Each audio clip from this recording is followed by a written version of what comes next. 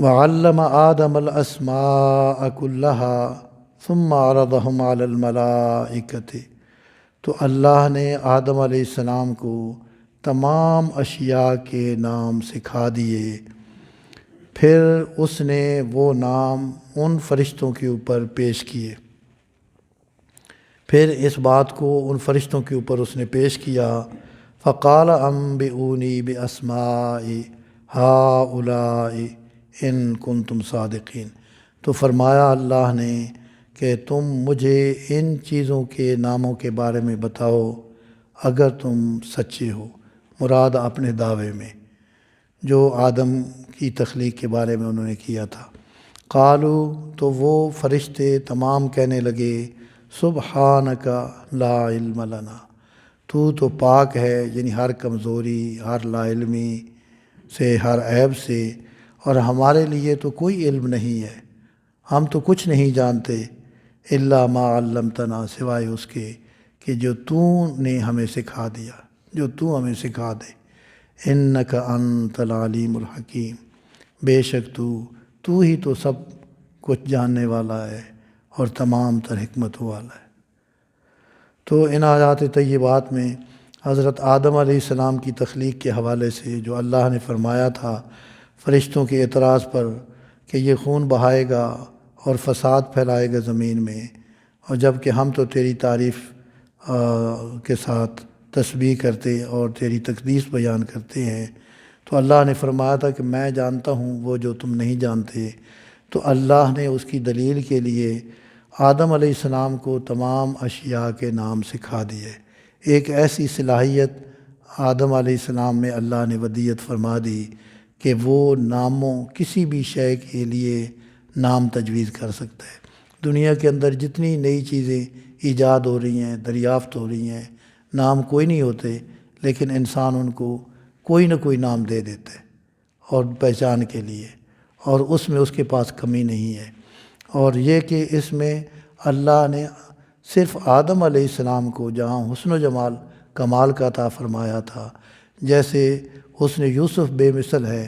اور منفرد ہے، تو اسی طرح آدم علیہ السلام کو بھی اللہ نے بہت ہی خوبصورت شکل میں پیدا فرمایا، اور اس لحاظ سے بھی ان کی خوبصورتی اپنی مثال آپ ہے کہ اللہ نے اپنے دست قدرت سے ان کو تخلیق کیا، اور یہ فرمایا کہ میں نے اسے اپنے ہاتھ سے پیدا کیا۔ تو وہاں صلاحیتیں بھی زیادہ دی، طاقت بھی زیادہ دی، اور ان صلاحیتوں میں یہ صلاحیت بھی تھی کہ تمام تر زبانوں کا، جو آج اولاد مختلف زبانیں بول رہی ہے اور سینکڑوں زبانیں دنیا کے اندر موجود ہیں، تو اس میں ہر ایک زبان کے حوالے سے آدم علیہ السلام کو اللہ نے ملکہ عطا فرما دیا تھا، اور وہ ان کی نسل کے اندر مختلف زبانوں کی صورت کے اندر وہ آج بھی وہ علم کا سلسلہ موجود ہے۔ اور پھر فرشتوں کو اللہ نے خاص علم دیا ہے، تو جب یہ آدم علیہ السلام کو دیے گئے علم کے حوالے سے فرشتوں کے سامنے سوال کے طور کے اوپر اللہ نے فرمایا کہ تم ان کے بارے میں مجھے ان چیزوں کے ناموں کے بارے میں بتا دو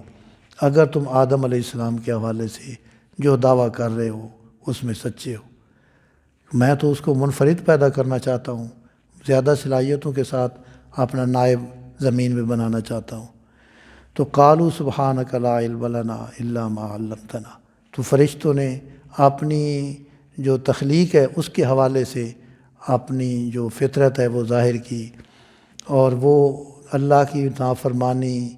کا ارتکاب کبھی نہیں کر سکتے، ہمیشہ فرما بردار رہتے ہیں، تو فوراً اپنی عاجزی کا اظہار کیا کہ ہم تو کچھ بھی نہیں جانتے، صرف وہ جانتے ہیں جو تو نے ہمیں سکھایا ہو، اور اس بارے میں تو واقعی ہمیں کچھ پتہ نہیں ہے۔ اور پھر یہ کہ ہر چیز کے بارے میں تو صرف تو ہی ہے جو جاننے والا ہے، اور تمام تر حکمتوں کا مالک تو ہے، وہ نہ حکمتیں ان سے ہم آشنا ہیں، اور نہ وہ علم جو تیری ذات کا خاصہ ہے وہ ہمارے پاس ہے۔ تو اللہ سبحانہ و تعالیٰ کی ذاتی صفت علم ہے اور حکمت ہے، تو جس کو بھی اللہ نے دانش اور حکمت سے اور علم سے نوازا ہے وہ اللہ کی عطا ہے، اور اس کے لیے یہ آیت الکرسی کے اندر اس بات کی وضاحت کر دی گئی ہے کہ کوئی بھی اللہ کے علم میں سے کسی شے کا احاطہ نہیں کر سکتا سوائے اس کے کہ جس کے لیے وہ جتنا چاہے۔ ہر شعبہ علم کے حوالے سے جو جتنی کسی کو دسترس حاصل ہے، جتنا اللہ نے مقدر کیا ہے اتنا ہی وہ علم حاصل کر سکتا ہے۔ یوں ظاہر میں انسان اپنی کوشش سے وہ حاصل کر رہا ہے، لیکن رجحان طبع، حالات، وسائل، وہ سارے اللہ کے پیدا کردہ ہے،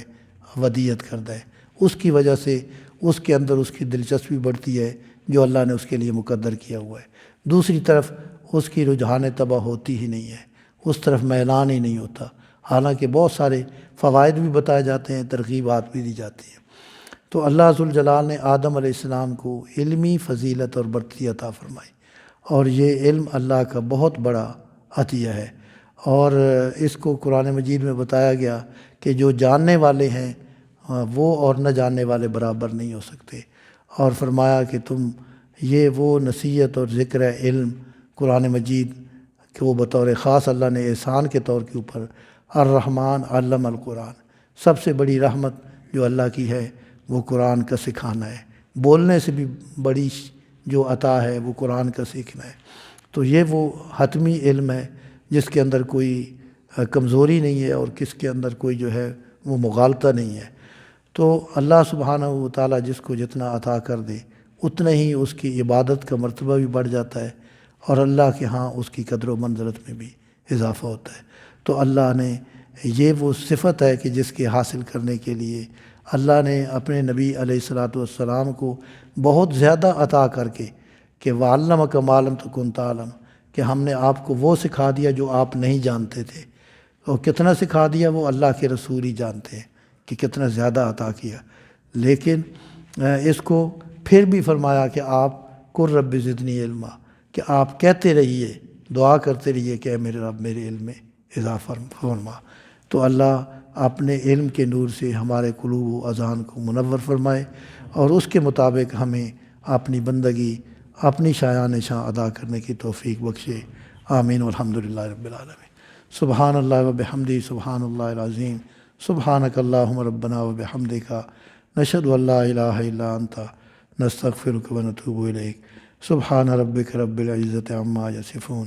وسلام علی المرسلین، والحمد للہ رب العالمین۔